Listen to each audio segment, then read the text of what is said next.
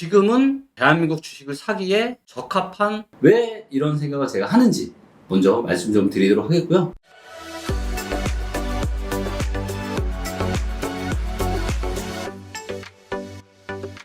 안녕하세요. 리치고팀의 김기현입니다. 자, 오늘 이제 요번 주 목요일 날 새벽에 드디어 이제 FOMC에서 금리 인상을 어느 정도로 할 거냐에 대한 이제 결과가 나오죠. 그래서 벌써 이제 주가가 이제 2346포인트까지 지금 현재 이 시각 하락을 좀 하고 있고요.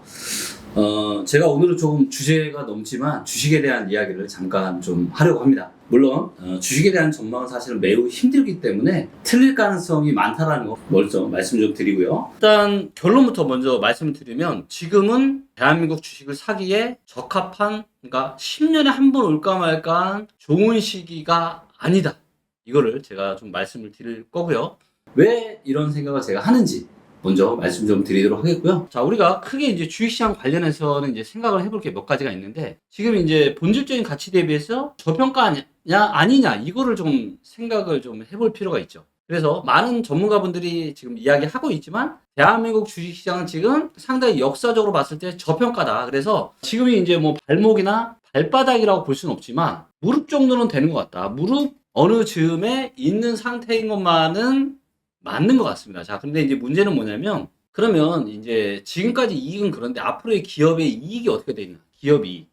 앞으로 기업 이익이 좋아질 가능성보다는 물론 이제 업종에 따라 다르긴 하지만, 전반적으로 이제 금리가 올라간다는 건 대부분의 기업들은 어떤 대출이 당연히 있을 거고 대출 이자를 납입을 하고 있을 겁니다. 근데 금리가 계속 올라가다 보니까 당연히 기존에 받았던 대출에 대한 부담이 계속 커질 수밖에 없겠죠. 그렇기 때문에 기업이 기본적으로 금리가 이렇게 올라간다는 거는 기업의 이익이 줄어들 수밖에 없는 이런 구조를 가져갈 수밖에 없는 거고요. 그렇다라고 보면 지금은 무릎 정도지만 향후에 기업 이익이 더 줄어든다라면 무릎이 아니라 이제 허벅지 정도가 될 수도 있는 거죠. 네, 그렇기 때문에 일단은 저평가냐 고평가냐에 대한 부분들을 할 때는, 일단은 지금은 현재 무릎 정도인데 이게 허벅지까지도 될 수도 있다.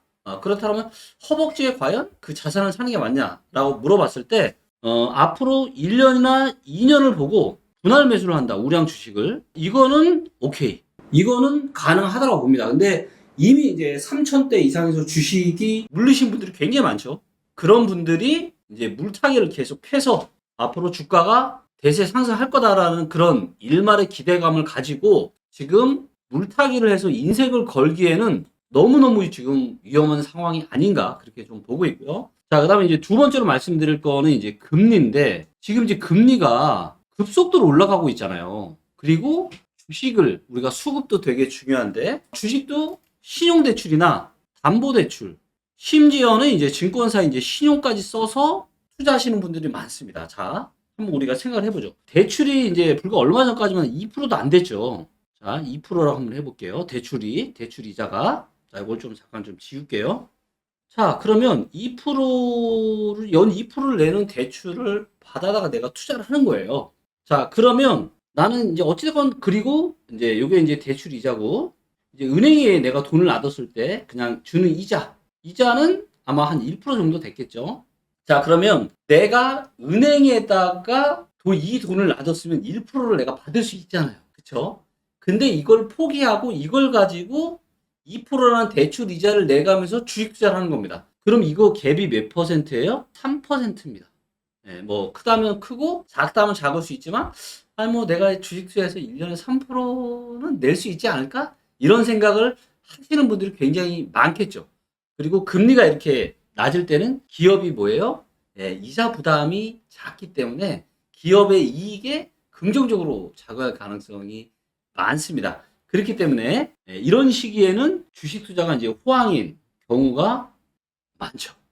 자, 근데 지금 상황은 뭐죠? 지금은 누구나 느끼고 계시겠지만, 금리가 그냥 올라가는 것도 아니고 이렇게 기하급수적으로 굉장히 가파른 속도로 금리가 이제 올라가고 있다라는 게 이제 상당히 심각한 문제고요. 자, 지금 이제 대출 이자가 5%, 6%를 지금 넘어가고 있죠. 그리고 지금 은행에다가 놔두면 지금 이자 한 몇 프로 줘요? 뭐 한 3%, 4%대 주는 데도 있죠. 자, 그러면 이거의 갭이 얼마예요? 이거의 갭은 8에서 10%입니다. 자, 즉 무슨 얘기예요? 내가 이제는 은행에다가 가만히만 내비둬도 1년에 3에서 4% 정도의 내가 이자를 받을 수 있는데 이거를 내가 포기하고 그죠? 은행에서 대출을 받아다가 그게 뭐 5에서 6%짜리도 있을 거고 뭐 신용이나 이런 거는 뭐 10% 넘는 것도 아마 있을 겁니다.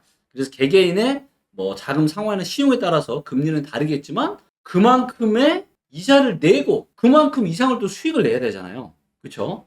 그래서 이게 원래는 한 3% 정도였는데 이거 뭐다 이제는 8에서 10% 이게 더 큰 분도 아마 있을 겁니다. 상당히 이게 이 갭이 커진 거예요. 그리고 이렇게 금리가 낮을 때는 아유 뭐 은행에 돈 넣어봐야 지금 1%밖에 이자 안 주니까 아유 그래 주식 투자 하자 이럴 수 있는데 지금은 그런 상황이 아니다라는 거죠. 그리고 문제는 뭐냐 이미 고객 예탁금이나 그 다음에 신용융자 그 계좌 추이를 보면 알겠지만 상당히 지금 높은 좀 줄어들긴 했지만 여전히 역사적으로 봤을 때는 높은 상태입니다.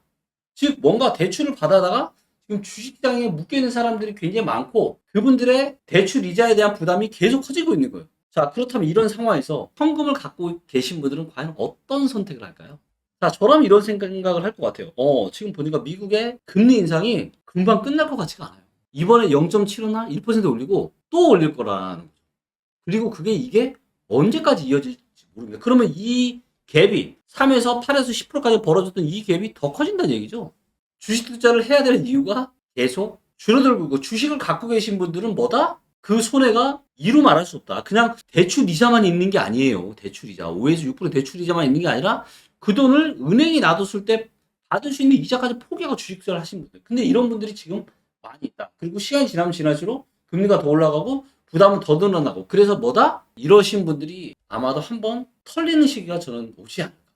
그리고 이제 금리의 인상 추이가 어느 정도 멈추고요. 그럴 때가 돼야 아마도 10년에 한 번 정도 올까 말까 저로의 투자 기회가 오지 않을까. 저는 그렇게 생각을 하고 있습니다. 그래서 사실 주식에 대한 전망은 사실 누구나 다 틀리잖아요. 그렇기 때문에 제 전망도 틀릴 수 있습니다. 하지만 저는 제가 모든 투자를 할 때 과연 이 투자가 10년에 한 번 있을까 말까 저로의 기회인지를 제가 생각을 하고요. 그런데 지금 보면 그런 상황이 절대로 아니다라는 거. 오히려 너무 위험한 상황이다라는 거예요. 그런데 이런 상황임에도 불구하고 너무나도 많은 분들이 지금 저평가니까 주식을 막 사도 된다. 분할 매수하는 거는 괜찮지만 뭔가 인생을 걸고 그런 분들 사실 너무 많잖아요. 이미 물린 개미들한테 희망회로 주면서 지금 주식시장 저평가니까 바닥이니까 올라갈 거다.